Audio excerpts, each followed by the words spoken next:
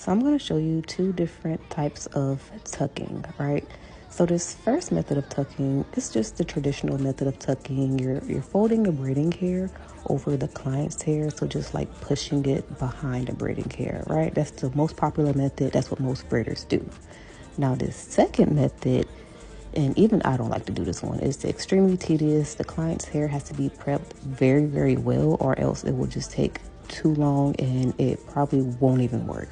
So as you can see with this method, I'm kind of like sandwiching the client's, or this is a mannequin head obviously, sandwiching the hair within the orange braiding hair, right? So I'm kind of just making sure the black hair is actually inside of the orange hair as opposed to just pushing it to the back. And as you're about to see, the second method here, there's way less black hair showing as opposed to the first method. Again, the second method obviously looks the best, but it takes an extremely long time.